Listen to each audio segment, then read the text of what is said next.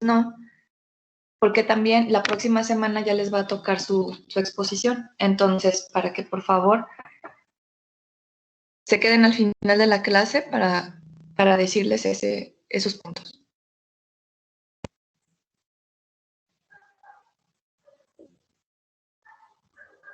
Bueno, entonces ahora sí, vamos a continuar donde nos quedamos ayer.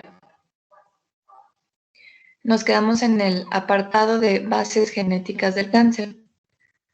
Aquí, como les comentaba, pues lo más importante para que se presente una lesión tumoral es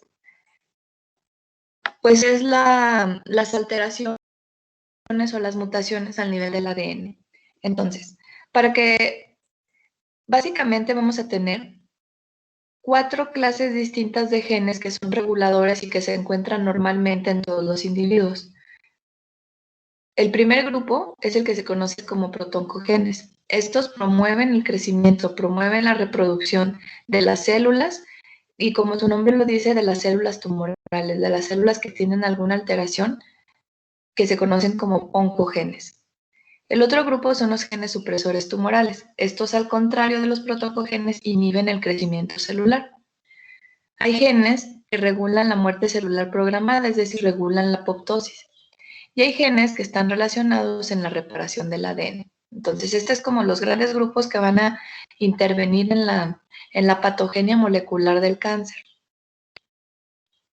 Bueno, tenemos algunos ejemplos que vienen en su libro acerca de mutaciones que son muy puntuales que producen ciertas lesiones de origen maligno.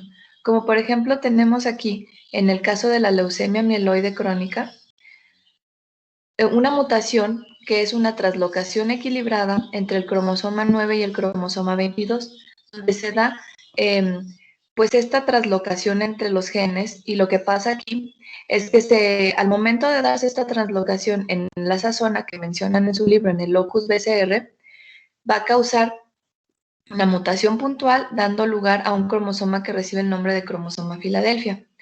Este cromosoma Filadelfia se ve en prácticamente el 100% de los pacientes que presentan leucemia mieloide crónica. Entonces, casi podemos hablar de que cuando existe esta mutación a nivel de estos dos genes, esta traslocación, las personas van a desarrollar una leucemia mieloide crónica. Entonces, por lo tanto, es importante, cuando se tiene la sospecha clínica de que los pacientes tengan esta enfermedad, realizar la determinación de si existe o no este cromosoma. Otro ejemplo también muy específico es en el caso de los neuroblastomas. Los neuroblastomas son lesiones tumorales a nivel del sistema nervioso central, y aquí específicamente hay una amplificación genética. Si se fijan, tenemos en el cromosoma normal, en esta parte del cromosoma que se conoce como NMIC, este gen se encuentra pues de características normales. Sin embargo, al momento de presentarse una lesión tumoral, se da secundaria la amplificación de esa parte del gen, de esa parte del cromosoma. Entonces aquí, este es otro subgrupo donde tenemos amplificaciones génicas y da como consecuencia al desarrollo de una lesión tumoral de tipo neuroblastoma. Entonces estos, como les digo, son específicos, estas mutaciones son específicas para este tipo de lesiones. Del P53 ya habíamos hablado un poco cuando vimos el tema del ciclo celular. Entonces, este P53 es el punto de control entre G1 y S, da la detención del ciclo celular y está mediada en su mayor parte por por la proteína 53, que induce al inhibidor del ciclo celular, que es P21. Ahorita vamos a verlo en una esquemita. Los defectos de los componentes del punto de control del ciclo celular van a ser una causa fundamental de la inestabilidad genética en las células cancerosas. Entonces, aquí, lo normal, recuerden, en el ciclo celular es que si hay alguna mutación, si hay alguna alteración a nivel del ADN, el ciclo celular se detenga y la célula entre en apoptosis. Cuando hay un fracaso en la inhibición de este crecimiento, de esta detención de las mutaciones, entonces aquí pues va a ser un proceso fundamental, por lo tanto, para que se dé la carcinogenia. Otro punto importante es la presencia de los genes supresores tumorales.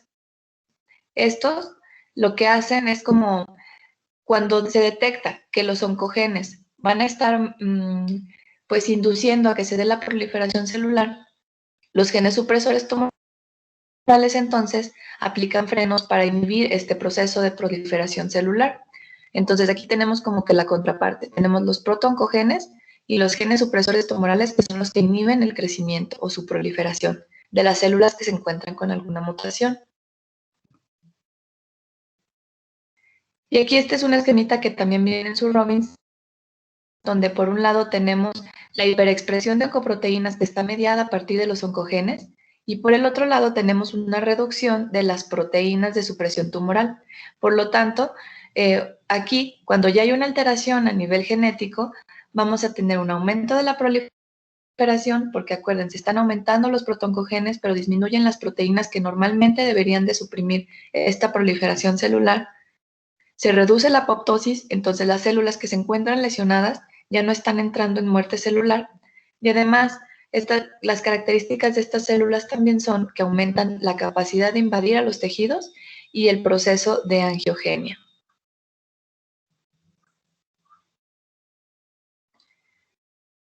También viene un apartado donde se menciona que para que se dé el proceso de carcinogenia, pues se necesitan varias etapas. Acuérdense que habíamos hablado ayer de lo que corresponde a la diferenciación celular. Una célula bien diferenciada es una que se encuentra prácticamente idéntica a la célula que le dio su origen. Y se encuentra idéntica tanto en su morfología, pero también en sus funciones. Va a tener todavía la misma capacidad que una célula normal de desarrollar las funciones normales. Pero también, conforme se pierde esta morfología normal, se pierde la función de esa célula. Entonces vamos a tener aquí que ya una célula tumoral que se transforma a una célula maligna, perdón, una célula normal que se transforma a una célula maligna, una célula tumoral, va a ir progresando por varias etapas. Y en estas etapas se van a ir dando variantes de la célula tumoral.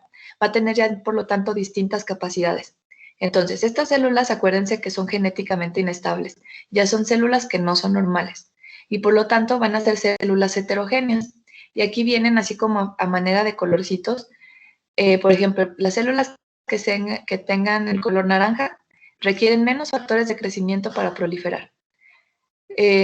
Van a ser más invasivas, van a tener la capacidad de dar metástasis y van a ser unas células que van a tener varias clones distintas que le permiten pues la supervivencia básicamente. Unas le permiten dar la angiogénesis, otras les permiten invadir, o sea, van a tener ya distintas características que no tiene una célula normal, pero que pues precisamente le dan esta capacidad de invadir otros tejidos, de metastatizar, etcétera. Todas estas capacidades que tiene una célula tumoral que una célula normal no la tiene. Entonces, como les comentaba, las células normales no van a tener ciertas capacidades que sí las tienen las células tumorales, que son estas que vamos a comentar más adelante. Autosuficiencia en señales de crecimiento, insensibilidad a las señales inhibidoras de crecimiento, tienen la capacidad de evadir la muerte celular, tienen un potencial ilimitado de replicación, la capacidad de desarrollar angiogenia sostenida y además tienen la capacidad de invadir y metastatizar. Esto es lo que les decía, acuérdense que las células normales pues no tienen estas capacidades o no tienen este potencial. Entonces, vamos a ir hablando de cada uno de estos puntos. Primero, vamos a hablar de la autosuficiencia en las señales de crecimiento. Cuando veíamos las respuestas normales celulares, por ejemplo, cuando hablamos de reparación celular, dijimos que se necesitan ciertos factores de crecimiento que son indispensables para que se lleve a cabo la reparación de los tejidos. Por ejemplo, para que se dé la formación de nuevos vasos, es necesaria la presencia del factor de crecimiento derivado de plaquetas. Este es un ejemplo nada más, pero recuerden que hay muchísimos más factores que son indispensables para que se dé, en este caso del ejemplo que les pongo, la reparación celular.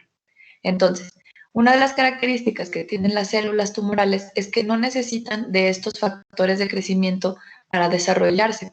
Por eso recibe pues este término de autosuficiencia en las señales de crecimiento. Lo normal entonces es que tengamos un factor de crecimiento y que se una a un receptor de membrana celular.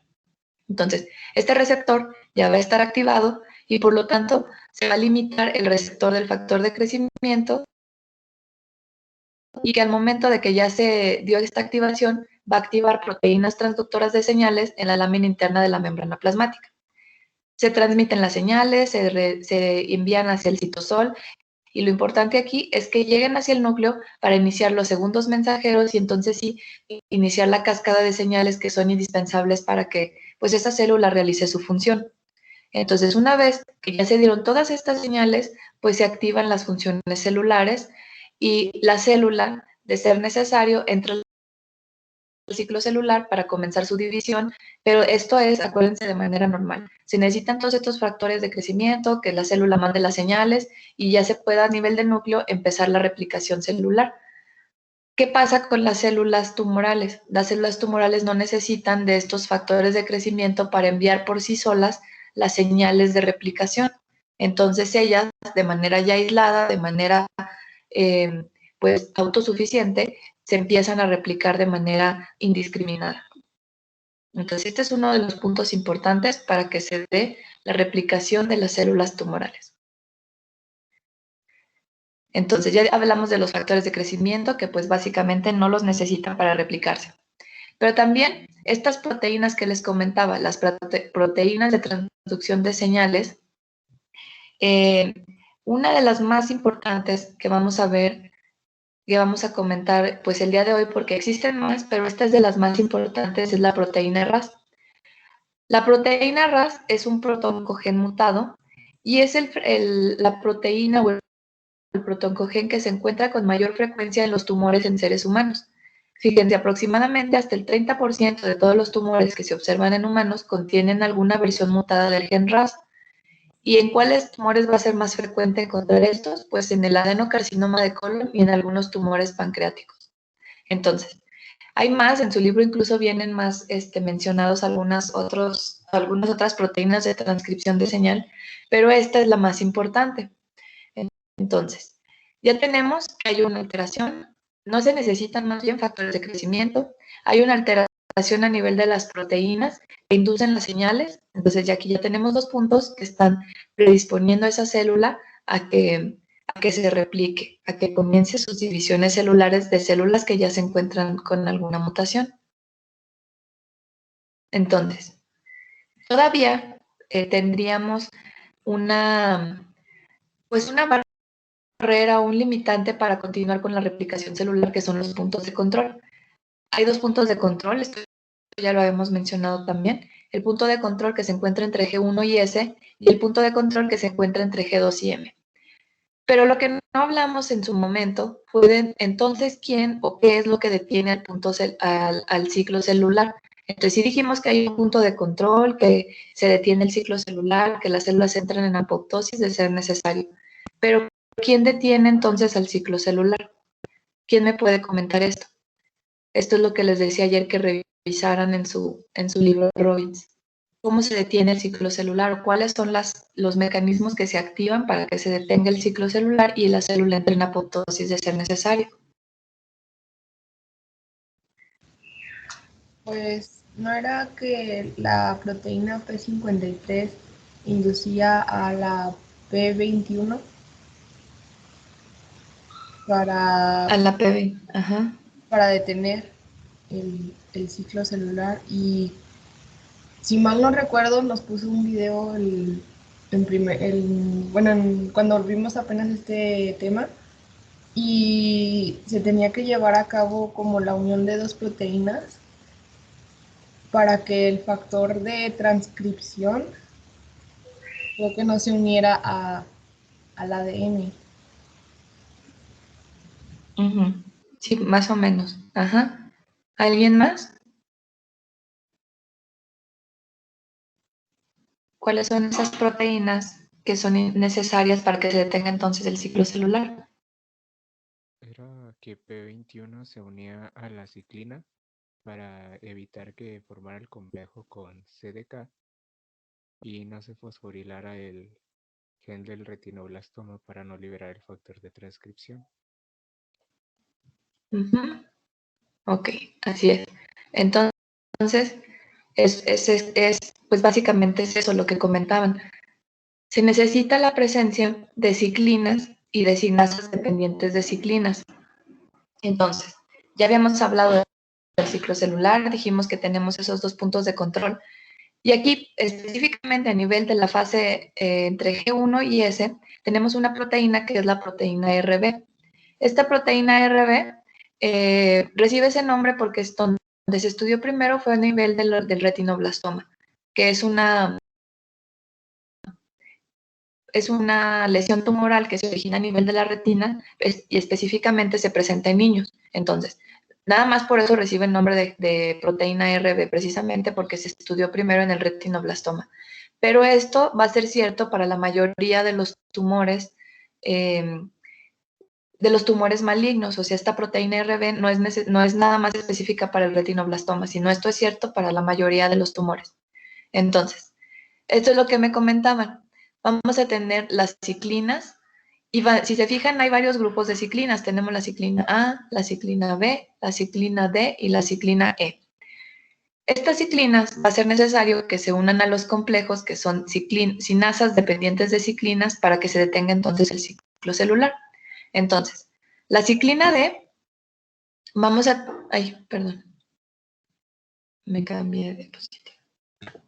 Ok, aquí. Entonces, en la ciclina D, vamos a tener que las proteínas que inhiben o que actúan como inhibidoras de las ciclinas dependientes de las sinasas dependientes de ciclinas, específicamente para la ciclina D, son la P16, P15, P18 y P19, así como viene aquí en su esquemita. Estas inhibidores de la CDK, P16, 15, 18 y 19, son específicas para la ciclina D, para inhibir a la ciclina D. Y ahora, las otras que vienen también en su texto, que son P21, P27 y P57, estas tienen la capacidad pues de detener a las otras ciclinas, al resto de las ciclinas, que puede ser la ciclina E, la ciclina A, la ciclina B y también a la ciclina D. Pero entonces, las otras que les acabo de comentar son específicas para detener a la ciclina D. Entonces, bueno, esto ya lo habíamos hablado también en su momento. Es necesaria la presencia del retinoblastoma. Se induce la unión de las ciclinas y de las sinasas dependientes de ciclinas, pero lo que lo puede detener son estos inhibidores de la CDK. Entonces, como bien me comentaban, si entra en función, por ejemplo, la proteína 21, entonces sí se va a detener la unión de estos complejos y por lo tanto se induce a la proliferación celular.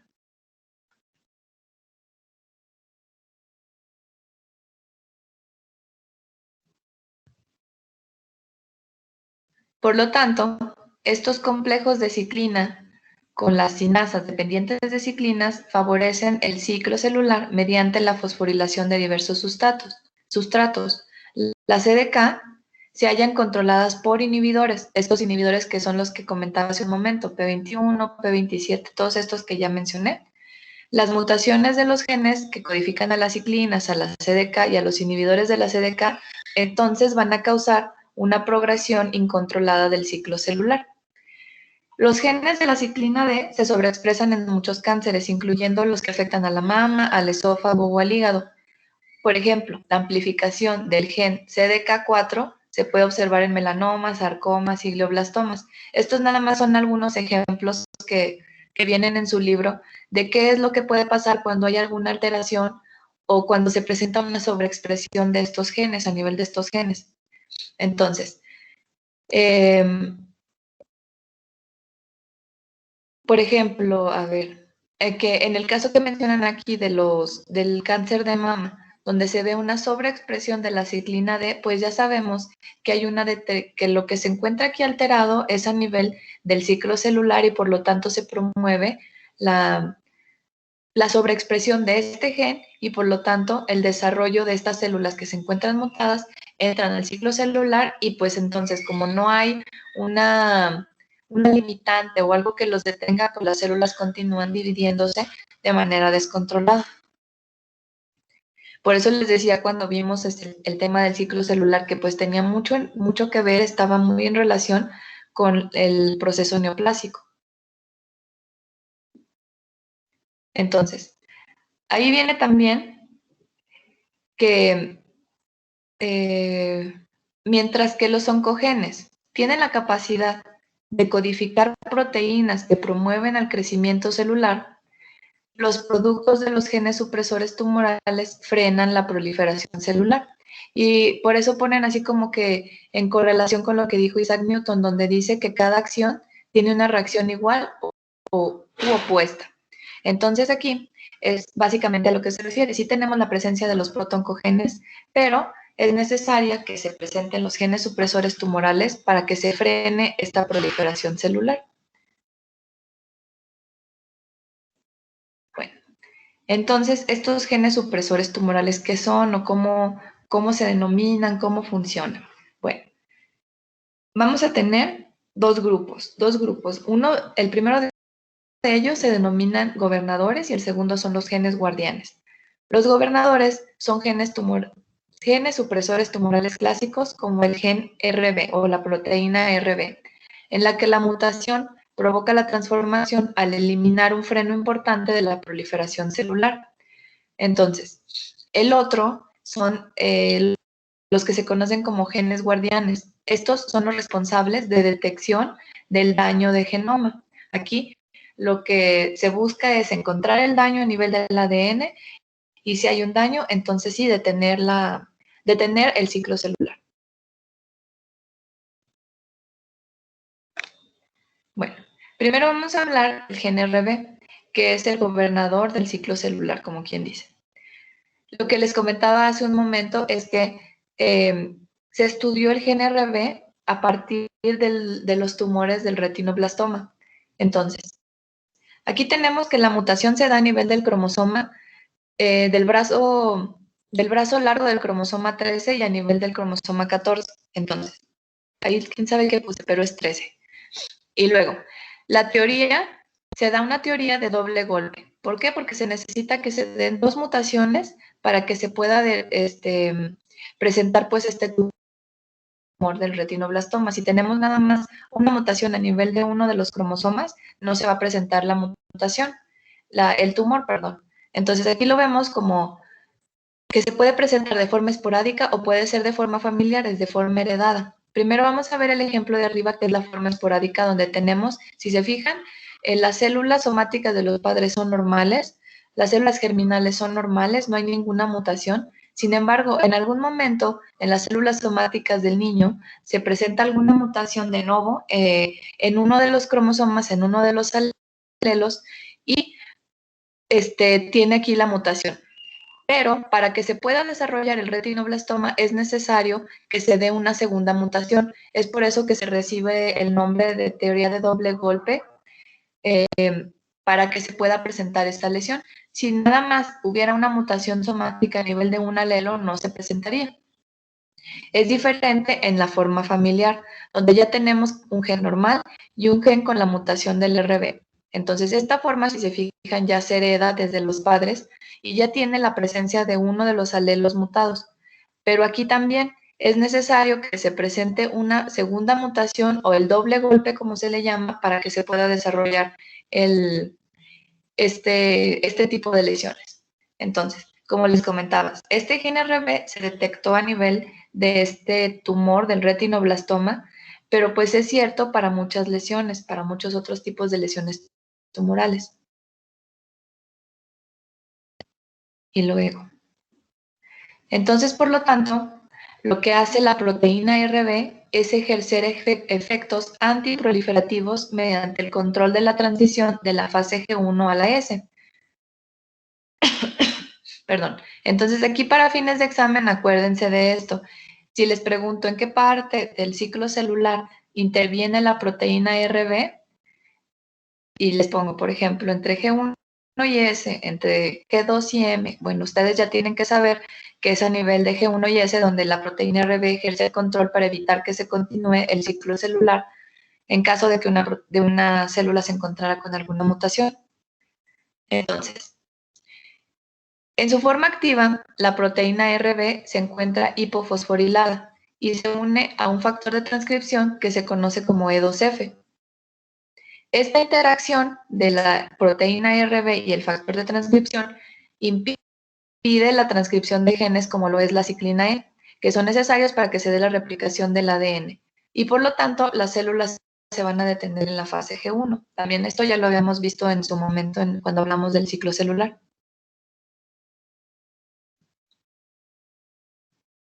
Y luego, los factores de crecimiento van a provocar que se dé la sobreexpresión de la ciclina D y se dé una activación de los complejos entre las ciclinas, la CDK4 y la ciclina 6, y por lo tanto se inactiva a la proteína RB por fosforilación y por lo tanto se inactiva la liberación de este E2F. Se pierde el control del ciclo celular y aquí va a ser importante para que se dé la transformación celular maligna. Acuérdense, ya hay una mutación, se inhiben todos estos factores que deberían de detener el ciclo celular y por lo tanto la célula se comienza a replicar sin control y además es una célula que se encuentra ya con algún daño o con alguna mutación. Y bueno, esta es la misma tablita de lo mismo, lo que comentábamos de la proteína RB y de las cinasas tanto de la ciclina D como su unión con la CDK4, que sería lo normal. Y entonces aquí sí es donde entra este factor de transcripción del E2F y pues no se permite la unión de estas ciclinas y por lo tanto ya se pierde el control del ciclo celular.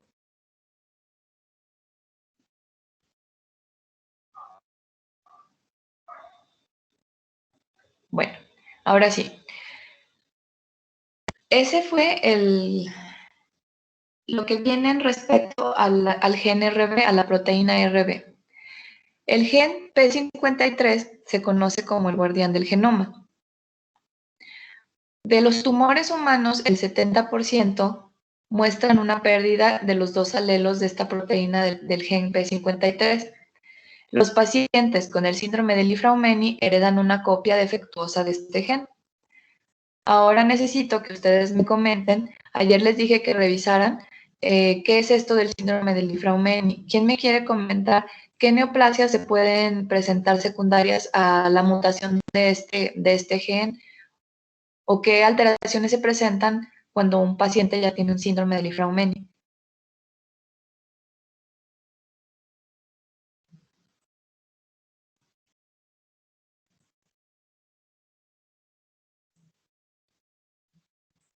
A ver, ¿quién revisó eso?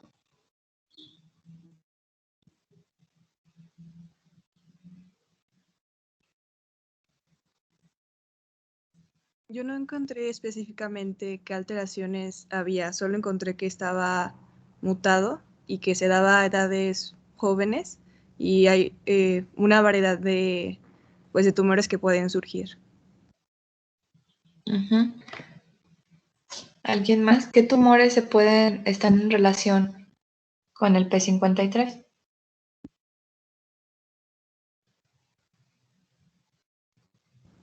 Yo encontré que eran los sarcomas, el cáncer de mama, el tumor cerebral, leucemia.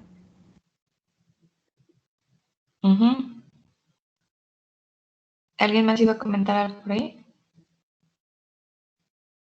Yo, pero iba a comentar lo mismo que mi compañera, de los mismos tipos de cánceres, que decía que era una mutación en el gen de P53. Entonces aquí,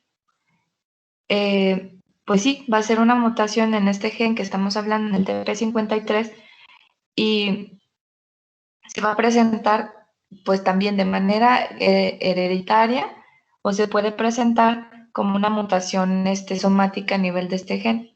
Entonces, pero lo más frecuente es que sea de manera familiar, que sea de manera heredada, donde se hereda una copia defectuosa de este gen.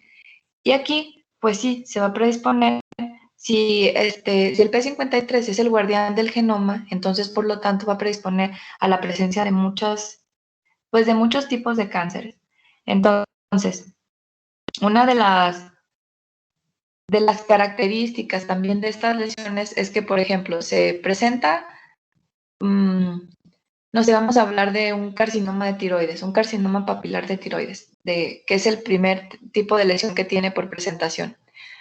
Entonces, se le da tratamiento, se le da terapia de radiación y además tienen mayor sensibilidad a responder a estos estímulos de secundarios a la radioterapia y desarrollar otro tipo de lesiones.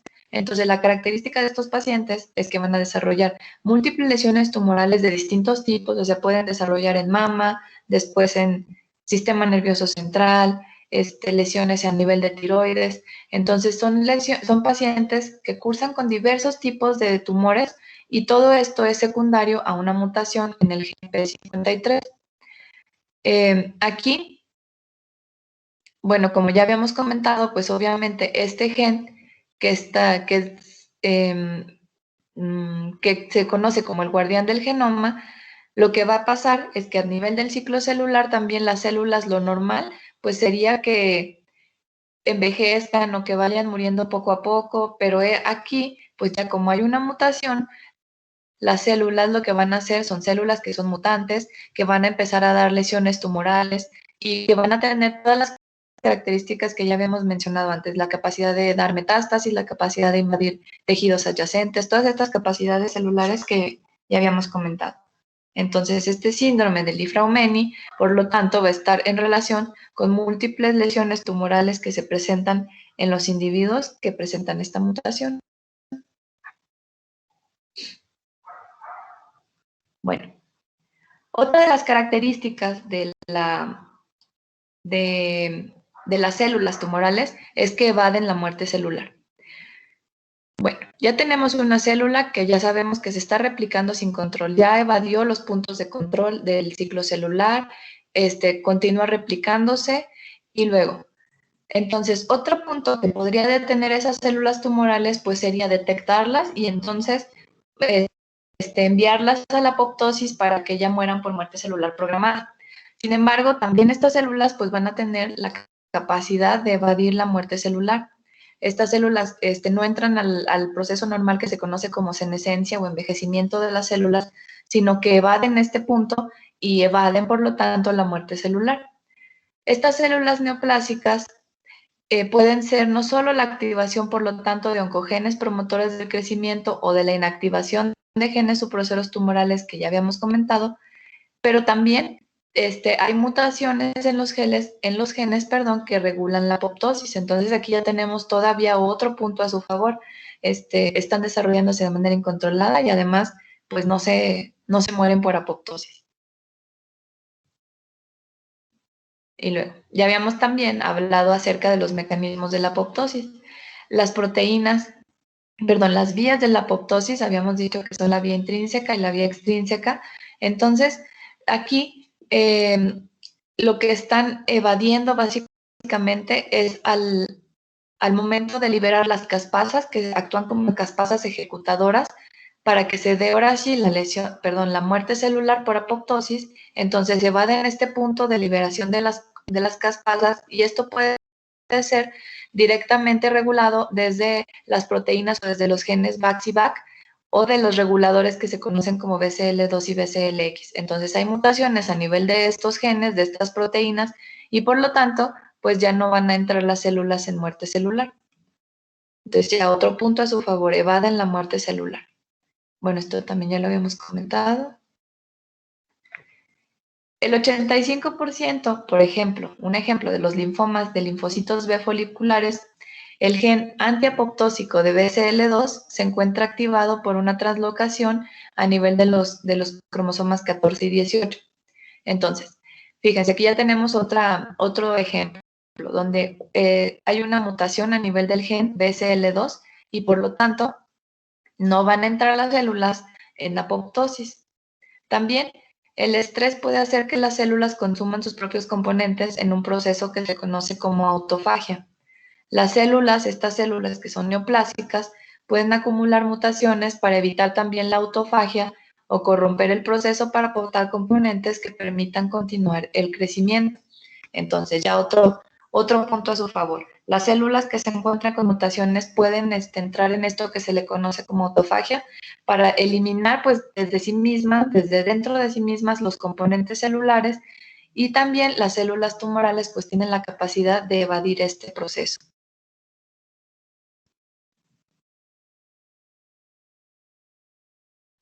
Y luego, las células también tienen un potencial ilimitado de replicación.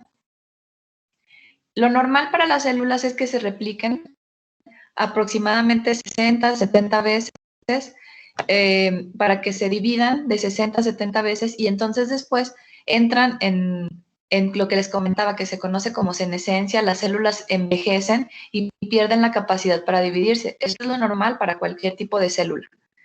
Pero aquí en las lesiones tumorales, las células pierden esta capacidad de envejecer y se le ha atribuido esta capacidad al acortamiento de los telómeros. O sea, lo normal es que conforme va envejeciendo la célula, los telómeros se van acortando cada vez más hasta que pierden su capacidad de dividirse. Entonces, las células normales que no expresan, por lo tanto, telomerasa, los telómeros cortos producidos por la división celular finalmente activan los puntos de control del ciclo celular que causa que la célula envejezca y que ya no se pueda dividir más.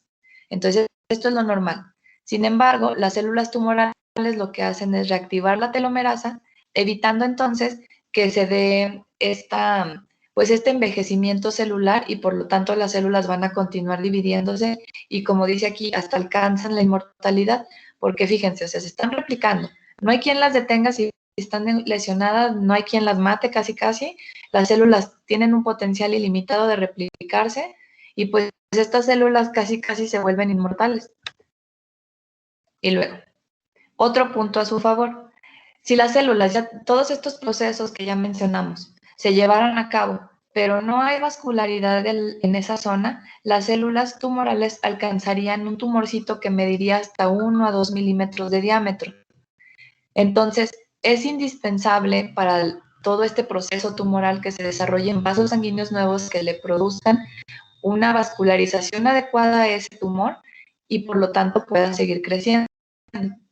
Entonces, la vascularización de los tumores va a ser esencial para que continúe su crecimiento y aquí se necesitan factores angiogénicos para que se produzcan vasos sanguíneos nuevos y antiangiogénicos producidos por las células tumorales y del estroma. Ahorita vamos a ver.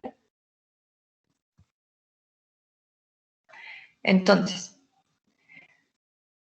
las células, como ya habíamos dicho, tienen esta capacidad de dividirse, tienen esta capacidad de formar vasos sanguíneos nuevos y ya tenemos un tumor ahí localizado. Vamos a poner el ejemplo otra vez del endometrio. Tenemos un tumor que está localizado en el endometrio, que sería un leiomiosarcoma. Bueno, pero los tumores van a tener todavía otra capacidad, que es la capacidad de invadir los tejidos adyacentes. Fíjense, aquí tenemos en este ejemplo una celulita, pues unas células normales en donde está la letra A, que tienen aquí en su membrana basal, a nivel de su membrana basal, todas estas células que le permiten la unión. Si se fijan, unas células con otras células se unen a partir de las caderinas. Esto les permite la unión entre las células. Y luego, lo que permite la unión entre la membrana basal y los componentes de la matriz extracelular serían la laminina, el colágeno de tipo 4, la membrana basal. Pero aquí, en estas células, tienen unos receptores que les permiten esta unión, que son los receptores de laminina, los receptores de fibronectina, que permiten pues precisamente esta unión estable con los componentes de la lámina basal. Ahora, lo que hacen las células es que degradan estos componentes, degradan el colágeno tipo 4, lo descomponen, degradan la laminina, degradan la fibronectina, y por lo tanto, lo que va a hacer es que estas células tengan la capacidad de movimiento o de traspasar la membrana basal. Esto se conoce como un factor de motilidad autócrino, porque la misma célula libera componentes propios para que se generen estas enzimas que le permitan el paso a través de la membrana basal. Entonces, si se fijan, ya rompieron la membrana basal y por lo tanto ya tienen la capacidad de infiltrar el tejido que le estaba dando sostén originalmente. Entonces ya invadió los tejidos adyacentes. Y luego, además de que tiene la capacidad de invadir los tejidos adyacentes, pues también, por lo tanto, va a tener la capacidad de romper la membrana basal de los vasos sanguíneos e introducirse a la circulación, dando lugar a la formación de trombos o émbolos tumorales que viajan a la circulación. Y luego, acuérdense, estas células, como tienen la capacidad de romper la membrana basal, pues pueden otra vez atravesar al vasito por donde iban viajando y establecerse en otro sitio tumoral. Entonces, ya se estableció en otro lugar distante y esto ya le va, pues va a recibir el nombre de metástasis. Ya se encuentra en otro lugar que no era su sitio original. Y aquí mismo, pues va a presentar las mismas capacidades que tenía en el sitio donde se encontraba originalmente, que va a ser la proliferación descontrolada, va a tener la capacidad de formar nuevos vasos sanguíneos para, por lo tanto, tener nutrientes para continuar su crecimiento. Y esto va a ser cierto para cualquier sitio donde pueda originarse una metástasis. Como comentaba el otro día, puede viajar a través de los vasos linfáticos y establecerse en los ganglios, o puede viajar a través del torrente sanguíneo y establecerse en órganos distantes, como pueden ser el pulmón y el hígado. Muy bien, esta es la última diapositiva de este tema. ¿Sí quedó claro o tienen alguna duda, comentario, cualquier cosa?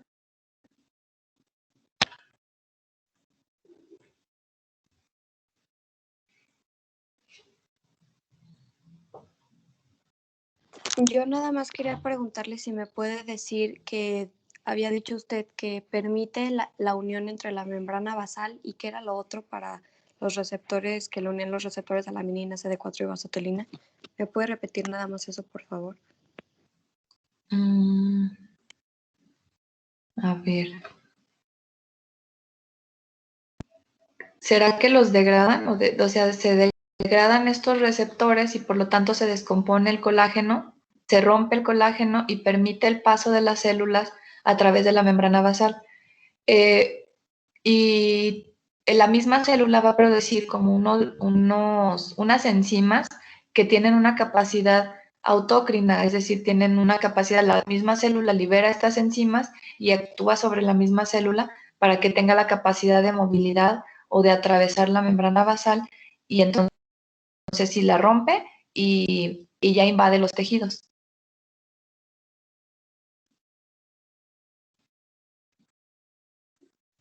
¿Sí era eso?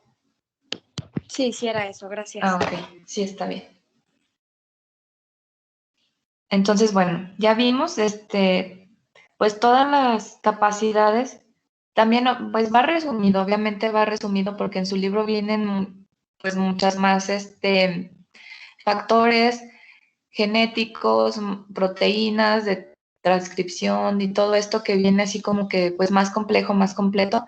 Pero bueno, también como les digo, yo lo que quiero es que les quede claro cómo es que actúan pues de manera resumida o más simplificada, cómo es que se da primero la proliferación de las células o por qué proliferan las células tumorales, cuáles son esos mecanismos que se llevan a cabo para que las células proliferen, y además por qué continúan proliferando, o sea, por qué si se supone que en el ciclo celular hay puntos que deberían de tener este control, estas divisiones celulares, por qué escapan estos mecanismos y continúan proliferando sin control. Entonces ya vimos todos los mecanismos que se llevan a cabo para que las células continúen proliferando a pesar de que se encuentran mutadas o lesionadas.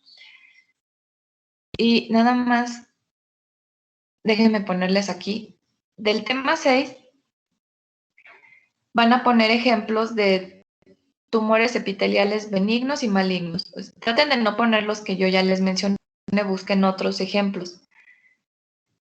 Entonces van a ser 4 en total. Van a ser de los tumores epiteliales un ejemplo benigno y un ejemplo maligno, y de los tumores mesenquimales un ejemplo benigno y un ejemplo maligno. ¿Qué es lo que van a especificar en cada uno de ellos? Esta es la etiología, cuáles son las características clínicas, cuál es el comportamiento de estos tumores, la imagen histológica o una imagen macroscópica de la lesión. Y aquí les pongo así como el ejemplito. un lipoma, que es un tumor benigno de origen mesenquimal, se forma a partir de adipocitos y luego ya ustedes le complementarían clínicamente tiene estas características, el tratamiento, por ejemplo, es este, o sea, un resumen, ya saben, pequeño de las 4 lesiones que les estoy comentando, epiteliales, mesenquimales y de ambos benignos y malignos. ¿Sí queda claro?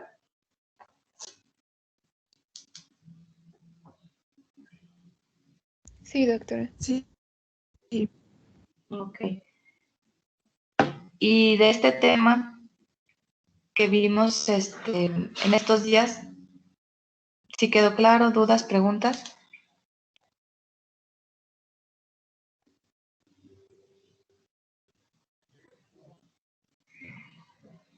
Bueno, entonces, por favor, los que faltaron de revisar, chequen si ya están sus calificaciones, si ya las pueden ver sus calificaciones y como les digo, el próximo jueves,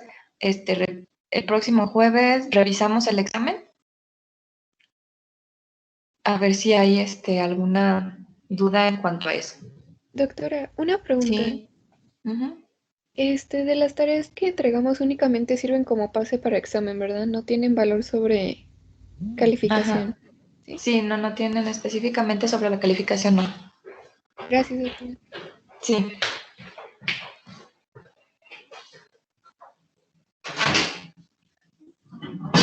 Bueno, entonces, se queda por favor el segundo equipo para que le toque exponer lo de la patología vascular y los demás, pues ya por el día de hoy ya terminamos. Gracias, doctora. Muchas gracias, doctora.